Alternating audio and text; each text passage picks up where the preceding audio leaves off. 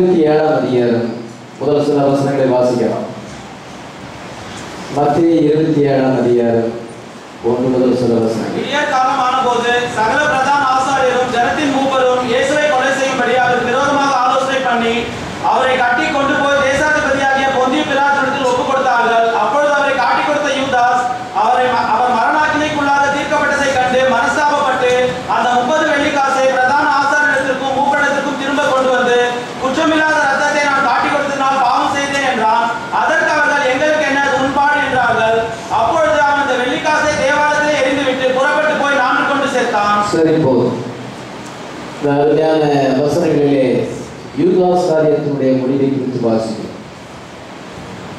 The end of Judas, the son of perdition. கேட்டின் மகனாகிய யூதாஸ் காரியத்தினுடைய முடிவை குறித்து நாம் வாசிக்கிறோம். இயேசு கிறிஸ்துவை அவன் 30 வெள்ளிக்காசுக்கு காட்டி கொடுத்தார். அவன் அண்ணா காய்பா என்ற வீட்டுக்கு சென்றார். இன்று அவர் ஏரோதிடத்தில் அவர் சென்றார். பிலாத்துவிடத்தில் அவர் அங்கே கொண்டு நியாயம் விசாரிக்கப்பட்டது. தேவதூசணன் சொன்னான் என்று சொன்னார்கள். இதை கடைசியாக மரண ஆக்கினை அவருக்கு அங்கே நியமிக்கப்பட்டது. சிலுவையை சுமந்து கொண்டு கல்வாரி நோக்கி போனார். இதை கல்வாரியிலே சிலுவையில் அறையப்பட்டார். இப்பொழுது என்னுடைய மனசு வேதனைப்பட மனசாட்சி அவனை குத்துகிறது. விடியற் காலமான போது சகல பிரதானாசாரியர் ஜனத்தின் மூப்பர் இயேசுவை கொலை செய்யும்படி அவருக்கு விரோதமாக ஆலோசனை பண்ணினார்கள். தேசாதிபதியாகிய பொந்திய பிலாத்துவிடத்தில் அவரை கொண்டு போனார்கள். அப்பொழுது அவரை காட்டிக் கொடுத்த யூதாஸ் அவர் மரணாக்கினைக்குள்ளாக தீர்க்கப்பட்டதை கண்டு மனஸ்தாபப்பட்டார். அவன் மனஸ்தாபப்பட்டார் என்று பைபிளில் வாசிக்கிறோம். Then Judas, which had betrayed him, when he saw that he was condemned, repented himself. அவன் மனஸ்தாபப்பட்டான். யூதாஸ் காரியத்தில் மனஸ்தாபப்பட்டான். மனஸ்தாபப்பட்டு என்ன செய்தான் என்றால், அவன் பிரதான ஆசாரியத்திற்கு மூப்பரிடத்திற்கு திரும்ப வந்தான். 30 வெள்ளிக்காசை எடுத்துக்கொண்டு அந்த பிரதான ஆசாரியன்ட்ட வந்தான். கொஞ்ச நாளைக்கு தான் உடன்படிக்கை பண்ணினான். நான் அவரை காட்டிக் கொடுத்தேன், நீங்கள் என்ன தருகிறீர்கள்? 30 வெள்ளிக்காசை தருகிறோம் என்று ஒப்புக்கொண்டார்கள். பேரம் பேசி கடைசியாக 30 வெள்ளிக்காசுக்கு வந்தான். இப்போ அதே 30 வெள்ளிக்காசை வாங்கி கொண்டா இயேசுவை காட்டிக் கொடுத்தா. அவர் இப்பொழுது தேசாதிபதியிடத்தில் மரணாக்கினைக்குள்ளாக தீர்க்கப்பட்டார் என்பதை கேள்விப்பட்டு மனஸ்தாபப்படுகிறார். அவன் இதயத்திலே வேதனைப்படுகிறான். இப்பொழுது இந்த 30 வெள்ளிக்காசுக்காக இயேசுவை நான் காட்டிக் கொடுத்தேனே, போதகரை காட்டிக் கொடுத்தேனே என்று சொல்லி மனஸ்தாபப்பட்டு இதை பிரதானாசிரியர் வருகிறார். என்ன சொல்லுகிறார் என்றால் 4ஆம் வசனத்தை வாசிக்கலாம். குற்றமில்லாத ரத்தத்தை நான் காட்டிக் கொடுத்ததினால் பாவம் செய்தேன் என்றான். குற்றமில்லாத ரத்தத்தை நான் காட்டிக் கொடுத்த குற்றமில்லாத ரத்தம். பிலாத்துவும் சொல்லுகிறார், இவருக்கு நான் ஒரு குற்றத்தை காணவில்லை. இதை ஏதாவது சொல்லுகிறார், இவர்கிட்ட ஒரு குற்றம் இல்லை. அங்கே 100 சொல்கிறார், சொல்லுகிறார், இவர்கிட்ட ஒரு குற்றமும் காணல. சத்ருவே சாட்சி கொடுக்கிறதே நம்ம பார்க்க ஒரு குற்றமும் இவரிடத்துல இல்லை. குற்றமில்லாத ரத்தத்தை நான் காட்டி கொடுத்து நான் பாவம் செய்தேன். பாவம் அறிக்கை செய்தான். நான் குற்றமில்லாத ரத்தத்தை காட்டி கொடுத்தேன், நான் பாவம் செய்தேன் என்று அறிக்கை செய்கிறார். தன்னுடைய பாவத்தை அறிக்கை செய்கிறார். அதுக்கு அவங்க என்ன சொல்றாங்க? எங்களுக்கு என்ன அது உண்பாடு என்றார்கள். எங்களுக்கு என்ன அது உண்பாடு? குற்றமில்லாத ரத்தத்தை காட்டி கொடுக்கிறேன் மனசாபத்தோடு வேதனையோடு கூட அவன் அவங்கள்ட்ட சொல்லும் பொழுது அவங்க இருதயம் அப்படி கடினப்பட்டிருப்பாருங்க. எங்களுக்கு என்ன அது உண்பாடு? ரொம்ப பக்திமான்கள் அவங்க சொல்றாங்க, எங்களுக்கு என்ன அது உண்பாடு. And they said, what is that to us? See thou to that. அது உண்பாடு என்று சொல்லும் பொழுது அவங்க என்ன சொல்றாங்க? என்ன அர்த்தத்தில் சொல்றாங்க? நீ தப்பு செய்தது கரெக்டாக எங்கிட்ட அறிக்கை பண்றா. ஆனா எங்கிட்ட அறிக்கை பண்ணி உனக்கு எந்த பிரயோஜனம்? எங்கிட்ட அறிக்கை பண்ணி எந்த பிரயோஜனம்? நீ யாருக்கு போய் அறிக்கை பண்ணணும்? யாருக்கு விதமா தப்பு செஞ்சாலும் அங்க போய் அறிக்கை பண்ணு. It is no use confessing your sin to us. நீ எங்ககிட்ட அறிக்கை பண்ணாலும் எந்த பிரயோஜனமும் இல்லை. நீ அறிக்கை பண்ண வேண்டிய இடம் வேற. You need to go and ask forgiveness of the one that you have sinned against. யாருக்கு விரோதமா நீ தவறு செய்யறோ அவருக்கு போய் அறிக்கை பண்ணு. எங்களுக்கு விரோதமா தப்பு செஞ்சா, நீ இயேசுக்கு விரோதமா தப்பு செஞ்சா அங்கே போய் அறிக்கை பண்ணு அப்படின்னு அவங்க சொல்றாங்க. அதான் எங்களுக்கு என்ன முன்பாடு. எங்கிட்ட ஏன் அறிக்கை பண்ற? எனக்கு அறிக்கை பண்ணி என்ன போயிடும்? நீ யாருக்கு விரோதமாக உன் போதகருக்கு விரோதமாக நீ தவறு செய்தாய், இதை கிறிஸ்துவுக்கு விரோதமாக நீ அவரை காட்டி கொடுத்தாய், பணத்துக்கு ஆசைப்பட்டு நீ காட்டி கொடுத்தா, இன்னும் நீ அங்கே போய் அறிக்கை பண்ணு. அவங்க சொல்றது ரைட்டா ரைட் இல்லையா? ஒரு விதத்தில் அது சரி. அன்னி எங்கிட்ட அறிக்கை பண்ணி பிரயோஜனம் இல்லை. அப்பொழுது அவன் என்ன செய்தா? அவங்களே சொல்றாங்க, நீ யாருக்கு விரோதமா தப்பு செய்யற, இயேசு விரோதமா தவறு செய்யற, அங்கே அறிக்கை பண்ணு அப்படின்னு சொல்லும் பொழுது அவன் போய் அறிக்கை பண்ணானா?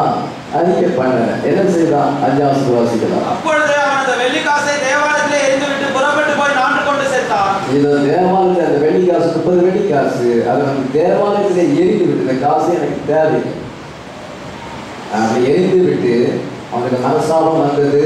பாவ அறிக்கை செய்தார். இது அந்த காசு வேண்டான்னு விட்டுட்டான்.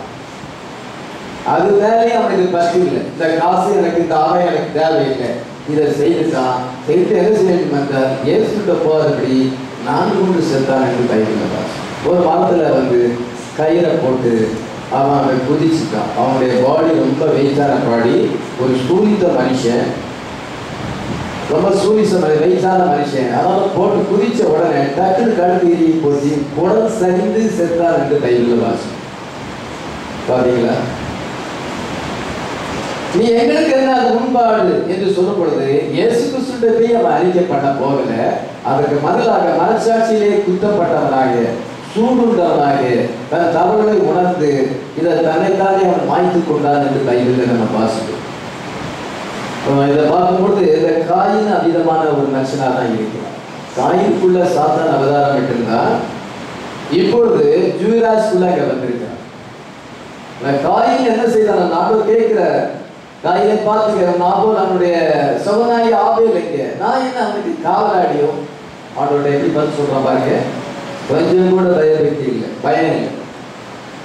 அப்பொழுது ஆண்டவர் என்ன சொல்லுகிறார்? நீ என்ன செய்தாய்? அந்த ரத்தம் பூமியிலிருந்து என்னை நோக்கி கூப்பிடுன்னு சொல்லும் பொழுது அவன் அறிக்கை பண்ணானா? இந்த காயின் அறிக்கை பண்ணானா? ஆண்டவரே, நான் சகோதரை கொலை செய்து விட்டேன், இதை நான் செய்தது தவறு தான் ஆண்டவரே, என்னுடைய தவறை மன்னியும்படி அவன் கன்ஃபஸ் பண்ணானா? ஆண்டவரே அவன் கேட்கிறாரு. கேட்கும் பொழுதாவது அவன் கன்ஃபஸ் பண்ணியிருக்கலாம்டா. நான் கொலை செய்தேன், பொறாமையினாலே நான் கொலை செய்தேன் என்று சொல்லி அவன் அறிக்கை செய்திருக்கலாம். அப்பொழுது அவன் அறிக்கை செய்ய மனசு இல்லை. ஆனா அவன் ப்ளீட் பண்ணுகிறான். எப்போ ப்ளீட் பண்ணுறான்? எதற்காக ப்ளீட் பண்ணுகிறான்?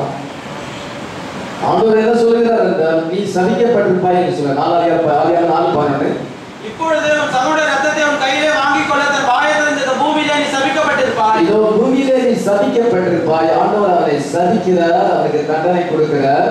அதை நீங்க வாசிக்கலாம். நீ நிலத்தை பயிரிடும் போது அந்த பலனை இனி உனக்கு கொடாது. நீ பூமியில் நிலையற்ற அலைகிறவனாய் இருப்பாய். நீ நிலத்தை பயிரிடும் பொழுது அது பலனை கொடுக்கிறார். ஏற்கனவே பூமி ஆதாம் நிமித்தமாக சபிக்கப்பட்டது. இப்ப 2வது சபிப்பு. ரெண்டு தடவை இந்த பூமி சபிக்கப்பட்டது. இப்பொழுது காயின் நிமித்தமாக ஆண்டவர் பூமியை சபிக்கிறாய். நீ பூமியிலே நிலையற்ற அலைகிறவனாய் இருப்பாய். நீ இங்கே ஒரு இடத்துல நிலையா இருக்க மாட்டா. உன்னுடைய உடம்பு ஒரு இடத்துல நிலையா இருக்காது. அங்கே ஓடணும், இங்கே ஓடணும், இங்கே ஓடணும். ஆத்மாக்களை பார்த்தா எனக்கு காயின் ஞாபகம் தான். ஒரு இடத்துல நிலையா இருந்து ஆதியில வளராது, அங்கே இங்கே அலைப்புடுக்கு. அதாவது நீ பூமியில நிலையற்ற அலைகிறவனாய் இருப்பாய் அப்படி என்று அவனுக்கு சாபம் போடும் பொழுது இப்பதான் வாயை திறக்கிறான். இது வரைக்கும் அவன் இருமாப்பா பேசுறவன் இப்ப ப்ளீட் பண்ணுகிறான், கெஞ்சுகிறான். என்ன கெஞ்சுகிறான் பாருங்க. 14 வாசிக்கிறான். அப்பொழுது காயின் கர்த்தரை நோக்கி, எனக்கு இட்ட தண்டனை என்னால் சகிக்க முடியாது. இன்று என்னை இந்த தேசத்திலிருந்து துரத்தி விடுகிறீர். நான் ஒரு சமூகத்துக்கு விலகி போகிறேன். எனக்கு இந்த தண்டனை சரி, எனக்கு ரொம்ப ஜாஸ்தியா தண்டனை கொடுத்துட்டீன்னு சொல்றான். பாருங்க, காயின் ஸ்ட்ரீட்டை பாருங்க, ஜூடாஸ் ஸ்ட்ரீட்டை பாருங்க. 2 சேம் ஸ்ட்ரீட் தான். இந்த 2 ஸ்ட்ரீட்டும் இயேசு கிறிஸ்துவுக்கு அறிக்கை செய்யும். யூதாஸ் காரியத்துக்கு பிரதான ஆசாரியர்கிட்ட போய் அறிக்கை செய்யலாம். நான் இந்த மாதிரி தப்பு செஞ்சுட்டேன், நான் நல்ல போல இல்லை, அபிஜயமா இல்லை. எங்க அறிக்கை பண்ணணும்? இயேசு கிறிஸ்துவிட்ட போய் அறிக்கை பண்ணு, லைஃப்பை சரி பண்ணு. அதை விட்டுவிட்டு மற்றவங்கிட்ட சில நேரத்தில் திடீர்னு அறிக்கை பண்ண செய்வாங்க. அதே சமயத்துல அவங்க தங்களை இயேசு கிறிஸ்துவிட்ட போய் அறிக்கை பண்ணி தங்களுடைய ஆத்மா சரி செய்ய மாட்டாங்க. இது ஜூடாஸ் ஸ்ட்ரீட். இந்த ஆவிகளுக்கு நம்ம இடம் கொடுக்கக்கூடாது. இந்த காயின் ஸ்பிரிட்டை நீங்க பாத்தீங்கன்னா அவன் தவறு அறிக்கையே செய்யல. அவன் ஆண்டவர் அவனுக்கு தண்டனை கொடுக்கிறார். நீ பூமியில சபிக்கப்பட்டிருப்பாய், உன் நிலமானது அது சபிக்கப்பட்டிருக்கும். உன் நிமித்தமாக நிலனை நீ பயிர் பொழுதும் சரியான பலனை கொடுக்காது. பூமியில நிலையற்று திரிவாய், நிம்மதி இல்லாம சுத்திட்டு இருப்பா, ஒரு இடத்துல நிம்மதியோடு நீ இருக்க மாட்டா அப்படின்னு அங்க சொல்லும் பொழுது அந்த தண்டனை நீ எனக்கு கிட்ட தண்டனை ரொம்ப இதாக்கு, என் தண்டனை குறைக்கணும் அப்படின்னு சொல்லி அதுக்குதான் அவன் கெஞ்சிறானே ஒழிய தன்னுடைய தவற அறிக்கை செய்தானா அல்ல. அதே போல சில ஜனங்களை பார்த்தீங்கன்னா தண்டனை வரும் பொழுது, அவங்க பாவம் செய்ய தீவிரிக்கும் பொழுது, அல்லது எதையாவது மாட்டும் பொழுது அப்பதான் ரியலைஸ் பண்ணாங்க. அப்போ ரியலைஸ் பண்ணா தன்னுடைய தவற அறிக்கை செய்ய மாட்டாங்க. தண்டனை ஆண்டவரே எடுத்து போடாண்டவரே, எனக்கு ரொம்ப எங்களால் சகிக்க முடியல, தாங்க முடியல, சோதனை அதிகமாக இருக்காண்டவரே. இதுதான் மனுஷனுடைய இயல்பாக. யாரு பசுத்தாவியை பெறாது, மாம்சத்துக்குரிய கிறிஸ்தவர். He could only feel sorry for himself because he had gotten caught and was about to suffer for his wrong. அவனுடைய தவறுக்காக அவன் தண்டனை கொடுக்கும் பொழுது தண்டனைக்காகத்தான் அவனுடைய கெஞ்சுவாங்களே ஒழிய தன்னுடைய தவறுகளை ரியலைஸ் பண்ணி அதை சரி செய்யணுங்க நினைப்பே அவனுக்கு வர. கர்த்தரை கெஞ்சும் பொழுது அவன் தவறு தண்டனையை குறைச்ச பின்பு திருப்பியும் அதே வழியில தான் போவார். கர்த்தருடைய பிள்ளைகளுக்கு ஆண்டவர் சிக்ஷை கொடுக்கும் பொழுது உடனே ரியலைஸ் பண்ணி அவங்க ஆண்டவரை அதிகமா நேசிக்க ஆரம்பிப்பாங்க. ஹல்லேலூயா. ஆனா இது என்னன்னா இவனுடைய ஆவி எப்படியா இருந்தால் பாவங்களை அறிக்கை செய்ய அவங்க எதுக்காக வருத்தப்படுவாங்க, எதுக்காக ஃபீல் பண்ணுவாங்கன்னா தங்களுக்கு ஆண்டவர் கொடுக்கிற தண்டனைக்காகத்தான் ஃபீல் பண்ணுவாங்க. தண்டனை வரும் வரைக்கும் ஒன்றாங்க. சில போகாதுன்னா சிலர் கேட்க மாட்டாங்க. அவனுக்கு ஆண்டவர் என்ன சொல்றாரு? நீதிமொழிகள் 29,000 1 வாசிங்க.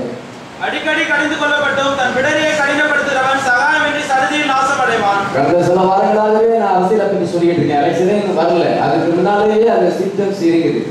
ஆனால் அடிக்கடி கடிந்து கொள்ளப்பட்டும் தன் பிடரியை கடினப்படுத்துகிறவன் சகாயமின்றி சறுதியிலே நாசமடைவான்.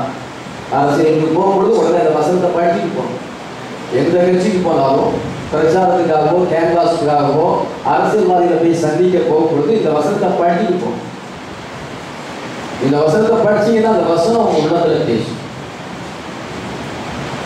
அடிக்கடி பாஸ்டர் கடிஞ்சு கொள்றாரு, அடிக்கடி நம்மளால அதை கடிஞ்சு கொள்றாரு. எதுக்கு? நமக்கு அந்த வழியை விட்டுருவோம்.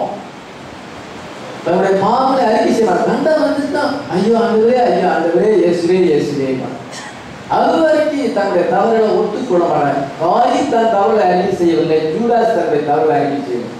காயினுக்கு தண்டனை வரும் பொழுதுதான் அவன் ரியலைஸ் பண்றான். அதுவும் தன்னுடைய குறையில அறிக்கை செய்யல. தண்டனை எனக்கு அதிகமா இருக்கு, கொஞ்சம் குறையும், இதை கொஞ்சம் மட்டா தண்டியும் சொல்லி கேட்கிறானே ஒழிய அவன் தன்னுடைய தவறு ஆவேலை கொலை செய்தது தவறு.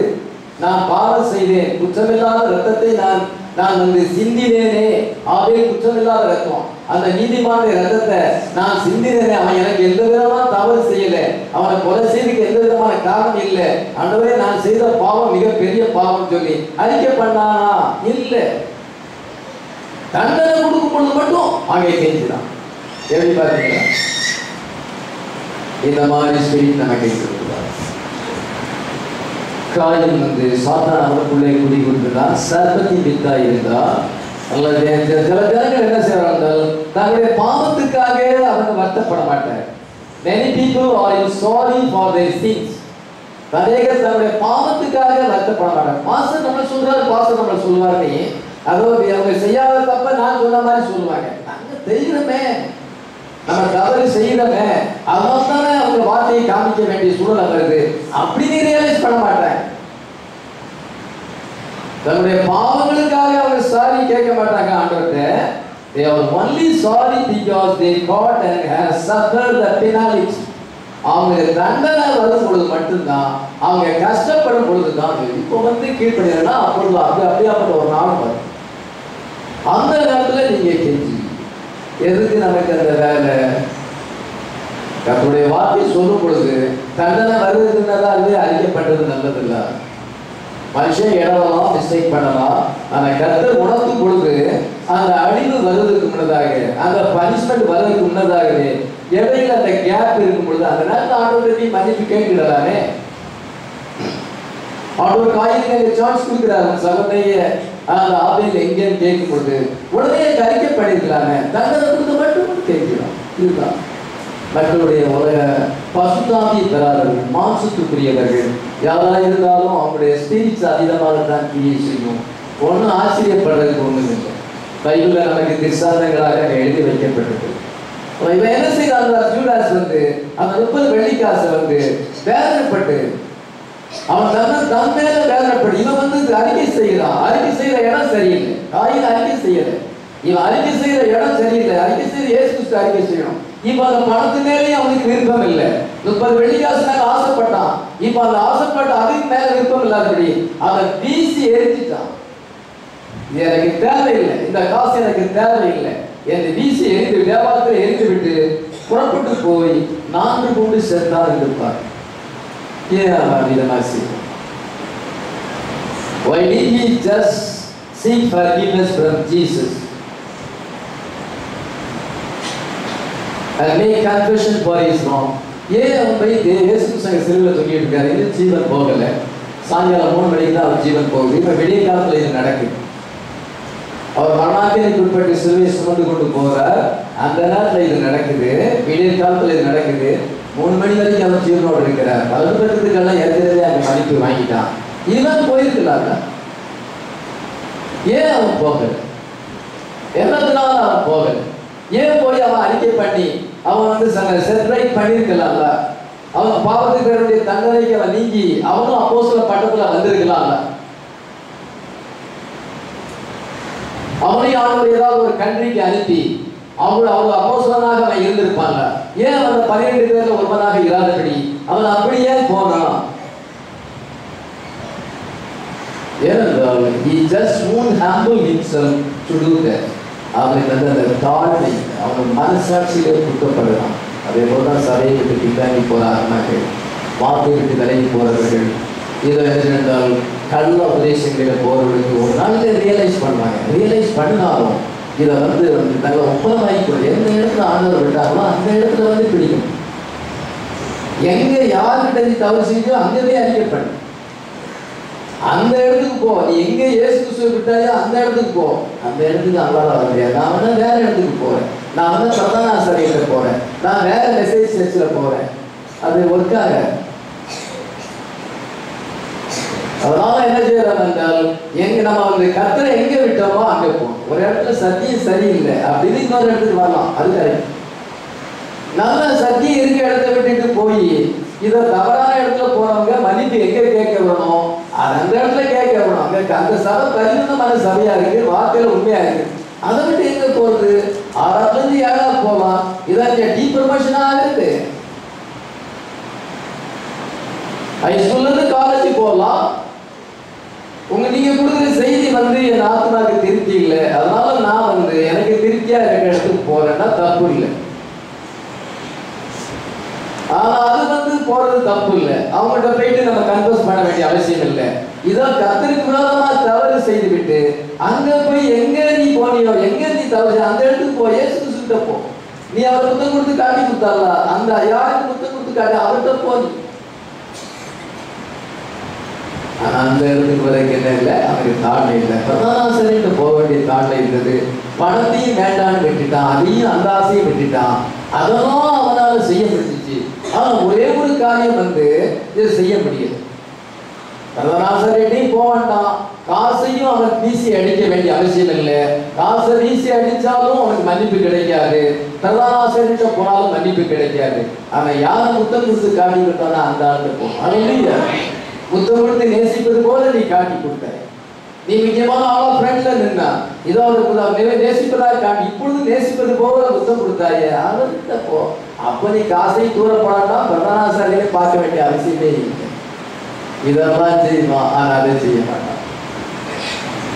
இதுதான் பிசாசுடைய ஆள். மனம் இருந்த மனசு இல்லாத ஆள், பொல்லாத ஆள். நீங்க என்ன செய்றாங்கன்னா காரியம் தண்டனை அதிகமா இருக்குது, தண்டனை தாக்க முடியலையே, அது வேணா கெஞ்சுவாங்க, அதுக்காக கத்தரை நோக்கி கூப்பிடுவாங்களே கூடிய சரியானபடி என்றால் அவர்கள் போய் அறிக்கை பண்ணி தங்களை தாழ்த்தி ஒப்பு கொடுத்து மனம் திருப்பி இதை தங்கள் பாவங்களை வெட்டி விட மாட்டாங்க. நீங்க பாசத்திலே அறிக்கை பண்றாங்க ரோமன் கத்தோலிக்காரங்க. இயேசு கிறிஸ்துவிலே அறிக்கை பண்றாங்க. He just won't humble himself. அவனால் வந்து தன்னை தாழ்த்த மனசில்லை. இயேசுக்கு முன்பாக தன்னை தாழ்த்த மனசு. அவர் இன்னும் அங்கே கிருபாசனமாகத்தான் இருக்கிறார். கிருபாசன தண்டையில போக மனசில்லாதபடி அந்த டினாமினேஷன் பீப்புள் பராசரிக்க போனான். காசையும் தூக்கி அடிச்சும் பிரயோஜனம் இல்லையே. அதனால அதுக்கு ஒரு ப்ரொசீஜர் இருக்குது, அதுக்கு ஒரு வழி இருக்கிறது. சால்வேஷன் பெறுவதற்கு, நித்திய ஜீவனை பெறுவதற்கு, பசுத்தாவின் அபிஷேகத்துக்கு அவர் ஒரு ப்ராப்பர் வே வச்சுக்காரு. இப்படி சுத்திட்டு வந்தா நீ நேரடியா ஜீசஸ் கிரைஸ்ட போ. எங்க தவறு செஞ்சோ அங்கே போய் அறிக்கை பண்ணு. வேற வேற வழியா போவார். டைரக்ட் வழியா போவோம். கத்து நேர்பாதையா வா. பின்வாசல் வழியா போவார். பேக் டோர் என்ட்ரி வேண்டாம். ஸ்ட்ரைட்டா நம்ம நேரம் ஆண்டவர்கிட்ட வந்து உண்மையா நம்ம ஒத்துக்கொள்வோம் என்றால் இயேசு கிருபாசனமாயிருக்கிறார், கிருபை தருகிறவராயிருக்கிறார். ஆமென். ஹம்பிள் அதை பார்த்து விட்டு திரும்ப தாழ்மை இருக்கிறார். மறுபடியும் உள்ள வரனா ரொம்ப தாழ்ந்த அந்த தாழ்மை வராது. எதுனால் அதற்காக தங்களை தாங்களே மாய்த்து கொள்ள கூட ஆயத்தமாயிருப்பார். நான் வேணா செலுத்துகிறேன். நீங்க எனக்கு சத்தியம் சொல்றீங்களா, என்னை கண்டிக்கிறீங்களா, என்னை திட்டுறீங்களா, நான் வேணா செலுத்துற வேணா செய்யும். அதான் வந்து நான் இந்த கவலை அறிவிச்சு இதுதான் பிசாசுடைய வேலையாய். பிரதான ஆசாரியர்கிட்ட போய் அந்த வெள்ளிக்காசை எடுத்து சொன்னால் அவங்க வந்து அதை காணிக்கப்பட்டியில போடக்கூடாது. இது வந்து இரத்த கிரயமானதுன்னு சொல்லி குயவனுடைய நிலத்தை வாங்கினாங்க. அதான் குயவன் அங்கே போய் தான் மண்ணை எடுப்பான். காலையில் பிரசவம் பண்ணன அந்த குயவன் மண்ணை எடுக்கிற இடத்தை போய் அந்த இடத்த வாங்கினார்கள் என்று பைபிள் வாசம். அந்நியர்களை அடக்கம் பண்ணுவதற்காக, அனாதை பிணங்களை அடக்கம் பண்ணுவதற்காக அந்த நிலத்தை வாங்கினார்கள். அதை காணிக்கப்பட்ட போடுவதற்கு அந்த பணம் வந்து இரத்த சம்பந்தமான பாவம் அப்படின்னு அவங்களே அதை ரிஜெக்ட் பண்ணாங்க. பாருங்க இவ்வளோ காரியம் செய்யணும், சரியான வழியில போகிறார். என்ன சொன்னார்? ஆண்டவர் சொல்கிறார், கேட்டீங்க செலிப்ரேஷன் எவ்வளோ பணிகள் பண்ணிருக்கு. நான் அவர்களே கூட உலகத்தில் இருக்கையில் அவர்களுடைய நாமத்தாலே காத்துக்கொண்டேன். நீர் எனக்கு தந்தவர்களை காத்துக்கொண்டு வந்தேன். வேத வாக்கியம் நிறைவேறத்தக்கதாக கேட்டின் மகன் கெட்டு போனானே அல்லாமல் அவர்கள் ஒருவனும் கெட்டு போகவில்லை. ஏதோ 18 பேர்ல ஒருத்தன் கெட்டு போயிட்டான். கேட்டின் மகனாகிய அவன் யூதாஸ் கெட்டு போனான். ஒருவன் மற்ற யாரும் கெட்டு போனான். அந்த கேட்டின் மகன் எங்க போனான்? தனக்குரிய இடத்துக்கு அவன் போனான். அப்போ சொல்றோம்னா அது 24 எல்லாருடைய இருதயங்களும் மறைந்திருக்கிற கர்த்தாவே, யூதாஸ் என்பவன் தனக்குரிய இடத்துக்கு போகும்படி எழுந்து போன இந்த ஊழியத்திலும் யூதாஸ் என்பவன் தனக்குரிய இடத்துக்கு போகும்படி ஜூடாஸ் பை transgression fell மீறல் நிமித்தமாக விழுந்தார். that he might go to his own place. அவனுடைய இடம். he came from hell, he go back to hell. இயேசு சொல்றார், came from heaven, go back to hell. hallelujah. அவருடைய ஆவி பெந்தெகோஸ்தே நாள்ல வந்தது. சாத்தானுடைய ஆவி, யூதாஸ் கரியேத் ஆவி, அந்திகிறிஸ்துவின் ஆவி வந்தது. அது இன்னைக்கு ஒரு கூட்டமான மக்கள் மேல யூதாஸ் பிரிச்சு இருக்கிறது. இன்னைக்கு மனவாட்டி மேல ஜீசஸ் கிரைஸ்ட் பிரிச்சு இருக்கிறது. ஹalleluya. சதாத்மேன் அனாயிட்டிங் நம்ம பெற்றிருக்கிறோம். ஆமென். the whole denomination ஜூடாஸ் ஆவி மனதிருப்பம் நம்மளை தான் பண்ணுது. வேற என்ன வேணாலும் செய்வாங்க. மற்றவங்கிட்ட கூட அறிக்கை பண்ணலாம். ஆத்மா சரியில்லை, முன்னாள் போல நான் அவரை நேசிக்கிறது இல்லை, அதான் சொல்லுவாங்க. ஆனால் வந்து எந்த இடத்துல சொல்லணுமோ அந்த இடத்துக்கு வர மாட்டாங்க. அந்த தாழ்மை அவங்களுக்கு வராது. அதனால தனக்குரிய இடத்துக்கு அவன் பாதாளத்துக்கு வந்தால் பாதாளத்துக்கே அவன் போய்விட்டான். ஜீசஸ் பர்வதத்தில் வந்தால் பர்வதத்துக்கு போயிட்டார். அவருடைய ஸ்பிரிட் நம்ம மேலே இருக்குது. ஹalleluya. இது ஒரு உதாரணத்தை சொல்லி நான் முடிச்சுட்டேன். இதெல்லாம் நெகட்டிவ், இது ஒரு பாசிட்டிவாக அவங்க சொல்ல விரும்புகிறேன். யோவான் 8:10-11 யோவான் 8:3-4 வாசிக்கலாம். 3-4. அப்பொழுது விபச்சாரத்தில் கண்டுபிடிக்கப்பட்ட ஒரு ஸ்திரீயை வேதபாரகரும் பரிசேயரும் அவரிடத்தில் கொண்டு வந்து அவரை நடுவே நிறுத்தி, போதகரே, இந்த ஸ்திரீ விபச்சாரத்தில் கையும் மெய்யுமாய் பிடிக்கப்பட்டாள். சரி, தொடர்ந்து அந்த வசனங்களை வாசிக்கும் பொழுது ஒரு நாளில் இயேசு கிறிஸ்து அங்கே இருக்கிறார். உட்கார்ந்து கொண்டு ஜனங்களுக்கு போதனை செய்து கொண்டிருக்கிறார். கரையில் உட்கார்ந்து போதனை செய்து கொண்டிருக்கிறார். அந்த நேரத்தில் வேதபாரகர்கள் அந்த பல ஆசாரியர்கள் என்ன செய்கிறாங்க? ஒரு ஸ்திரீயை வந்து கையும் மெய்யுமாக நாங்கள் விபச்சாரத்திலே கண்டுபிடித்தோம், நாங்கள் அதுக்கு விட்னஸ் ஆகிடும், கண்ணால பாத்தியா 2-3 சாட்சி வேணும். அப்போதான் நியாயப்பிரமாணத்தின்படி தீர்ப்பு கொடுக்க முடியும். 2 சாட்சி அட்லீஸ்ட் வேணும், கண்ணால் ஐ விட்னஸ் வேணும். இது அப்போ தான் அவங்களுக்கு தண்டனை கொடுக்க முடியும். அதனால அவங்க நியாயப்பிரமாணத்தின்படி மூவ் பண்றாங்க. நியாயப்பிரமாணத்தின்படி இந்த ஸ்திரீ விபச்சாரம் செய்தால் கல்லறிந்து கொள்ளப்பட வேண்டும். நாங்க அந்த வீக்னஸ், அதனால வீக்னஸ் இருக்கிறவங்க தான் முதலாவது கல்லறி. யாரு சாட்சி சொல்றாங்களோ அவங்க முதலாவது கல்லறியும் பொழுது அதன் மீது மற்ற எல்லாரும் பார்க்காதவங்க எல்லாம் கல்லறிவாங்க.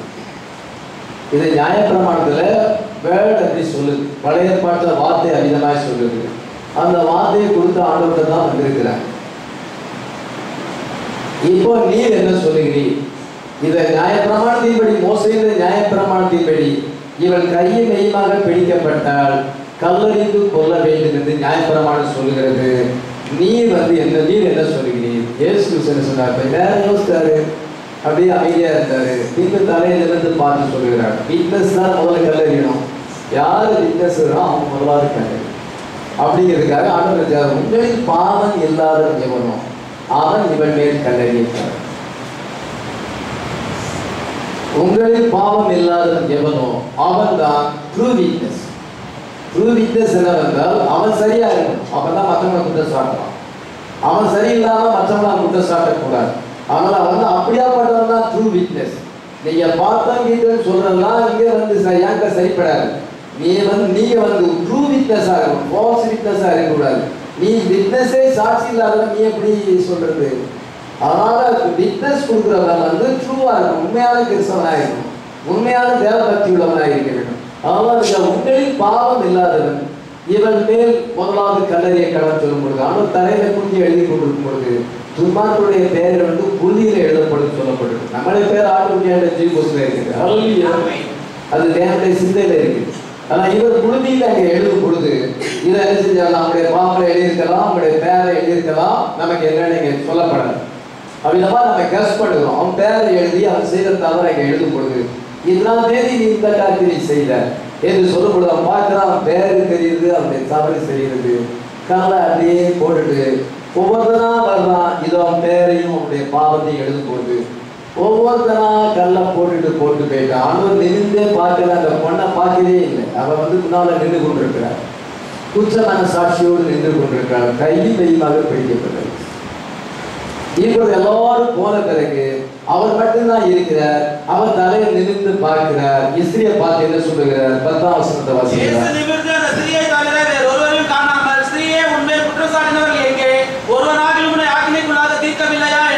Woman, where are those thine accusers? Had no man condemned thee? இதோ உன்னை குற்றம் சாட்டினவர் எங்கே? ஒருவனாய் உன்னை குற்றம் சாட்டவில்லையா? ஒருவனாய் உன்னை ஆக்கினைக்குள்ளாக தீர்க்கவில்லையா என்று 2 கேள்வியை கேட்கிறார். அவர் சார்ஜா ஆன்சர் கொடுக்கிறார், இல்லை ஆண்டவரே என்றார். 10ஆம் வாசிக்கிறார். அதற்கு அவர் இல்லை ஆண்டவரே என்றால் இயேசுவை நோக்கி நான் உன்னை ஆக்கினைக்குள்ளாக தீர்க்கிறதில்லை, நீ போய் இனி பாவம் செய்யாதே என்றார். இதோ இல்லை ஆண்டவரே, நான் உன்னை ஆக்கினைக்குள்ளாக தீர்க்கிறதில்லை, நீ போய் இனி பாவம் செய்யாதே. neither do I condemn thee, go and sin no more என்று கர்த்தர் சொல்லும் பொழுது இதமாக அவர் என்ன சொல்லுவாரோ என்று அவள் பயந்து கொண்டிருக்கிறாள், பாவ உணர்வோடு இருக்கிறாள். ஒருவனாயும் உன்னை ஆக்கினைக்குள்ளாக தீர்க்கலையா? உன்னை குற்றம் சாட்டு எங்க போனாங்க?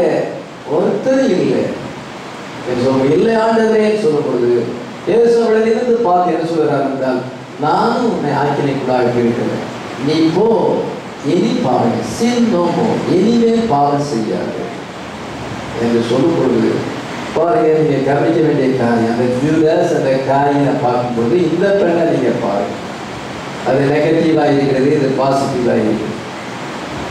அந்த ஆவிகளோடும் உலகத்தில் எனக்கு அநேகர் அடையாளம் காண்பிக்கிறாங்க.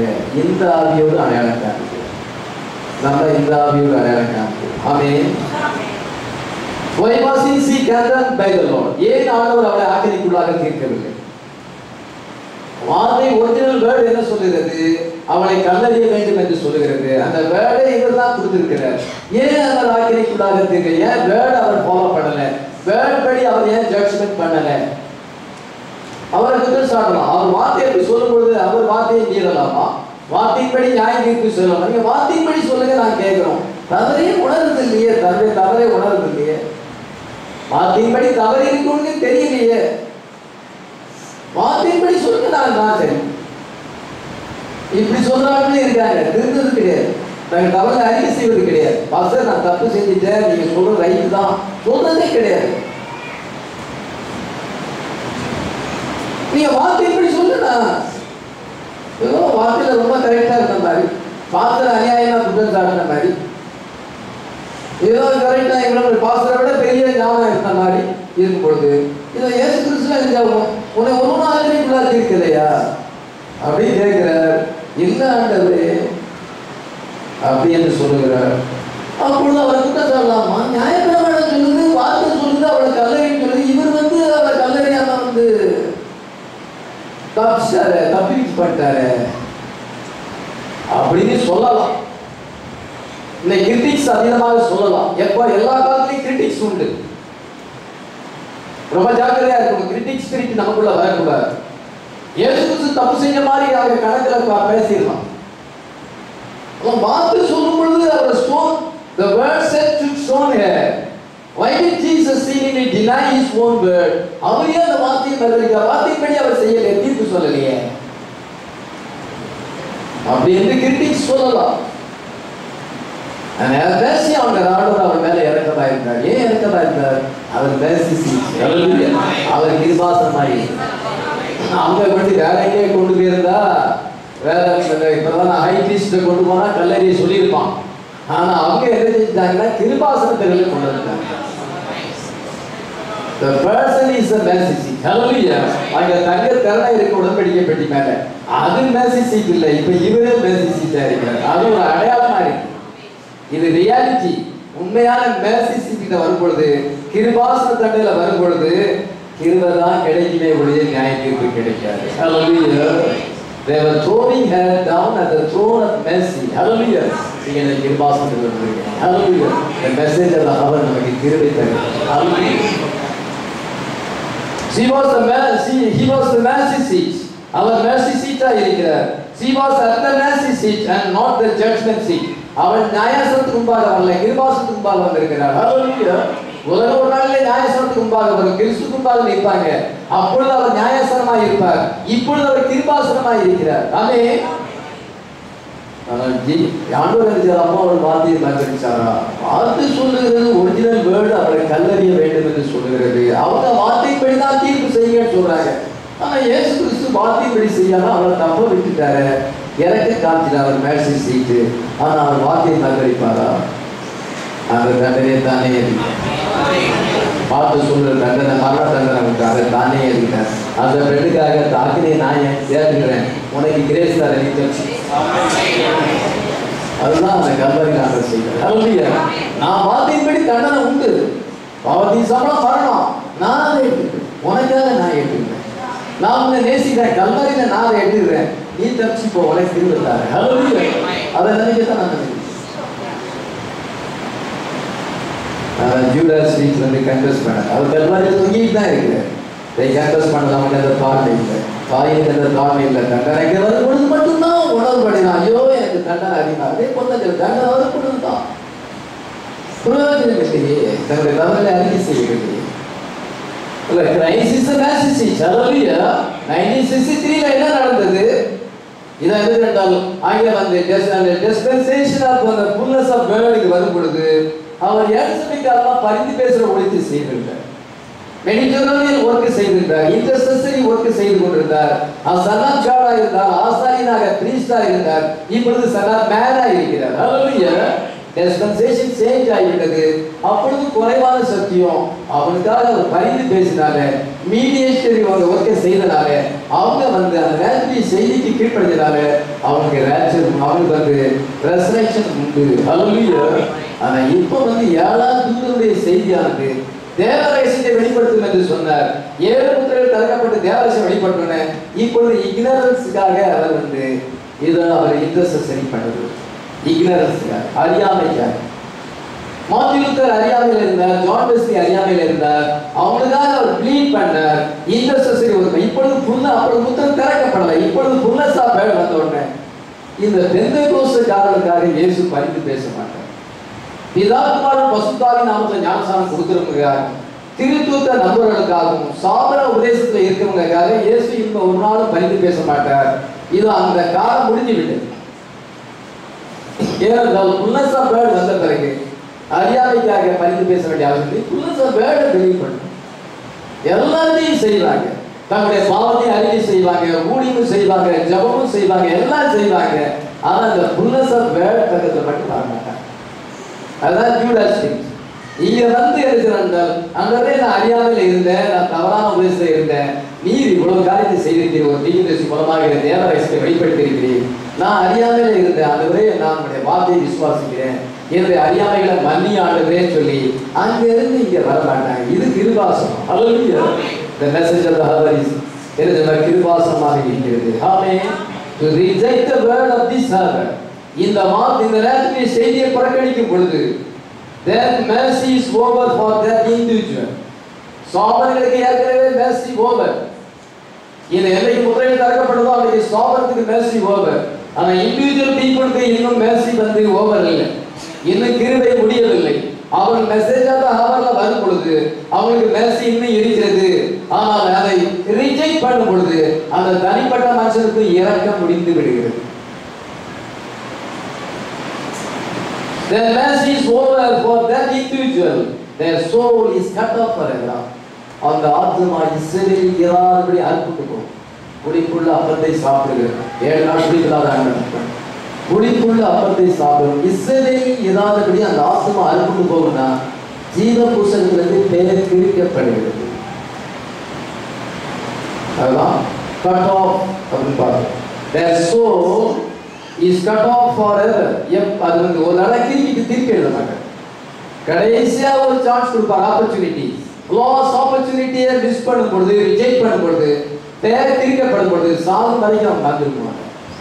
அவங்க அந்த தாழ்வே வராது. ஜூடாஸுக்கு வராது போல, காயினுக்கு வராது போல அவங்களுக்கு வராது. நம்ம அந்த அந்த பெண் போல இருக்கிறோம். ஹல்லேலூயா. அந்த என்னுடைய பாவத்தை கல்வாரியில் நீ நியாயப்பிரமாணத்தை மீற மாட்டேன், நியாயப்பிரமாணத்தை நிறைவேற்றலாம், அவங்க அழிக்க வரல, அதெல்லாம் அவரு நான் தண்டனை ஒன்றை ஃப்ரீ பண்றேன், இனி பாவச்சு சீனோமோ. ஹல்லேலூயா. எவ்வளவு நல்ல ஆண்டவர் பாரு. அந்த பெண்ணுக்கு லைஃப் எப்படி இருக்கு, எவ்வளவு பெரிய சந்தோஷம். அவன் எப்படி ஆண்டதை விட்டு அவன் போயிருப்பான். ஒரு வேளை மகனா மரியாதை இருக்கக்கூடும் என்று சொல்லுகிறார். இயேசுவை அதிகமாக நேசி, ஏனென்றால் அந்த மரண தருவையில் ஆண்டவர். அதே போல நம்ம நரகத்துக்கும் பாதாளத்துக்கும் போக வேண்டிய நம்மளை வந்து ஆண்டவர் அதை நம்ம அந்த தண்டனையை அவர் வாங்கிட்டு நம்மளை ஃபீல் பண்ணியிருக்கிறார். ஹல்லேலூயா. அதை நினைவு குறிப்படியா நம்ம நித்திய ஜீவனை நினைவு குறிப்படியா நம்ம இந்த பந்தியில வந்திருக்கிறோம். ஹல்லேலூயா. We want to live eternally. ஹல்லேலூயா. நம்முடைய பெயர் புஸ்தகத்தை விட்டு கிறுக்கப்படாது. நம்ம தேவனோடு கூட நித்திய காலமாக வாழும். எதிரே இயேசு அவர் நம்முடைய கிருபாசனமாக இருக்கிறார். இப்பொழுது நீங்கள் கிருபாசனத்தை பெறும், இரக்கத்தையும் சகாயத்தையும் பெறும்படியாக, ஏற்ற சமயத்தில் சகாயம் செய்ய கிருபை அடையும்படியாக நம்ம கிருபாசன மெசேஜ் வார்த்தையின் தரிசனத்தில் வந்து வார்த்தை நம்முடைய நியூ ஹஸ்பண்ட் ஆகி, நம்முடைய ஓல்ட் ஹஸ்பண்ட் வேர்ல்டு உலகம், அந்த உலகத்துக்கு நம்ம மறித்து நம்ம நியூ ஹஸ்பண்ட் என்ன ஜீசஸ் கிரைஸ்டோடு இணைக்கப்பட்டிருக்கோம். இன்விசிபிள் யூனியன்ல வந்திருக்கோம். ஆமென். கிருபாசனத்தில் வந்து கிருபையும் இறக்கப்படவராக இருக்கிறார். வார்த்தையை ரிஜெக்ட் பண்ணாதான் நமக்கு தண்டனை. வார்த்தையில நம்ம எவ்வளவு காலம் இருக்கிறோமோ அவ்வளவு காலம் நமக்கு கிரேஸ், நமக்கு வந்து மெர்சி. ஹல்லேலூயா. நமக்கு ராஜ்யம் உண்டு. We will live eternally with Jesus. ஹல்லேலூயா. நித்திய காலமாக அவர் என் மாம்சத்தை புசித்து என் ரத்தத்தை பானம், நித்திய ஜீவன் உண்டு. என் மாம்சத்தை புசியால் ரத்தத்தை பானம் பண்ணாமல் இருக்கிறதுக்கு ஜீவன் இல்லை. ஏன்னா இந்த வேர்டு வந்து இந்த என்றால் அதான் வந்து son of man. The unfailing body word of the son of man. இது மனுஷகுமாரன் மூலமாக வெளிப்பட்டதான வார்த்தையானது அப்பமாக இருக்கிறது.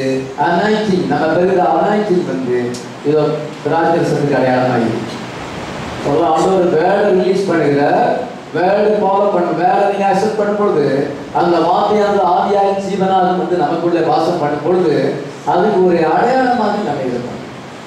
அது இயேசுவின் சரீரத்துக்கு ரத்தத்துக்கு அடையாளமாக இருந்தது. இப்பொழுது அது இந்த என்றால் இது இந்த அடையாளமாக நம்ம இதில் பங்கு பெறும் பொழுது அவருடைய வேர்டை நம்ம ஏற்றுக்கொண்டிருக்கிறோம், அவருடைய ஸ்பிரிச்சை நம்ம பெற்றிருக்கிறோம். ஜூடா ஸ்பிரிச் அல்ல, காயின் ஸ்பிரிச் அல்ல.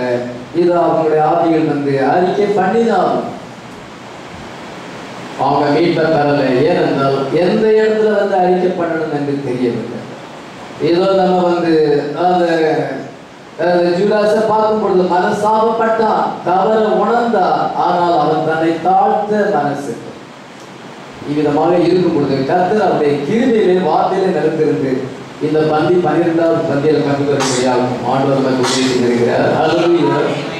விசுவாசத்தோடு நம்ம பங்கு பெறுவோம், கிருபை இறக்கத்தை பெற்றுக்கொள்வோம். நல்லா செய்யுங்க.